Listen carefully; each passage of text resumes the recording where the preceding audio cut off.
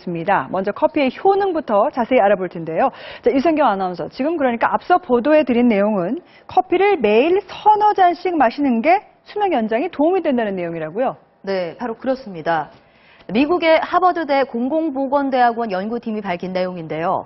하루에 커피를 석 잔에서 5잔 정도 마신 사람들은 전혀 안 마신 사람보다 3년에서 7년 정도 더 오래 사는 것으로 조사됐다고 밝혔습니다.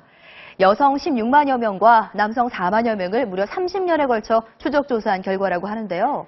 이처럼 커피가 건강에 도움이 된다는 연구 결과는 이전에도 여러 번 나온 적이 있습니다.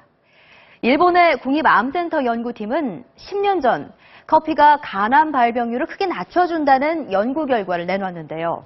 9만 명 정도의 건강한 성인 남녀를 10년 동안 추적 관찰한 결과 커피를 하루 한두 잔 정도 마신 사람들은 전혀 마시지 않는 사람들에 비해 간암 발병률이 48% 낮았고 하루에 서너 잔을 마신 경우에는 52%, 하루 5잔을 마신 사람들은 76%나 발병률이 낮게 나타났습니다.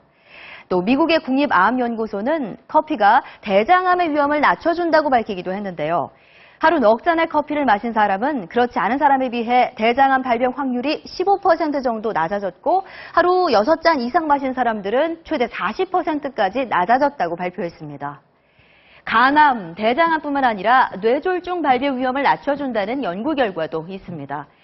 일본의 국립순환기병연구센터는 8만여 명을 13년간 추적 조사한 결과 커피를 매일 한두 잔 마시는 사람은 뇌졸중 발병 위험이 19% 정도 낮아졌다고 밝혔습니다.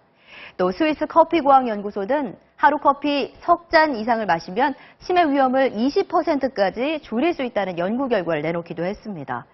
다만 치매 예방 효과는 처음 4년까지는 뚜렷이 나타나고 그 이후에는 점점 줄어드는 것으로 나타났습니다.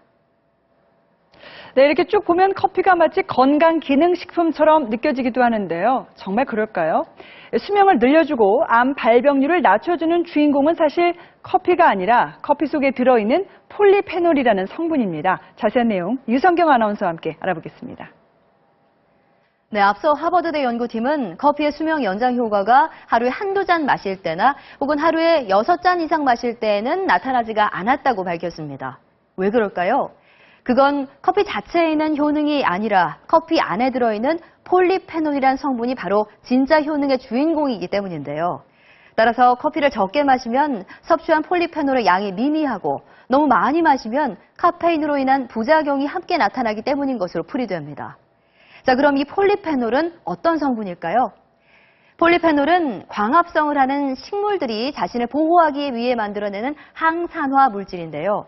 폴리페놀이 우리 몸에 들어오면 각종 노화와 질병의 원인이 되는 활성산소를 제거해주는 역할을 합니다. 그래서 항암과 항노화 효과가 큰 것으로 알려져 있습니다. 커피콩은 과거 레드베리라고 불리기도 했는데요. 그러니까 커피콩도 베리의 한 종류로 각종 베리류와 마찬가지로 폴리페놀 함유량이 상당히 높습니다.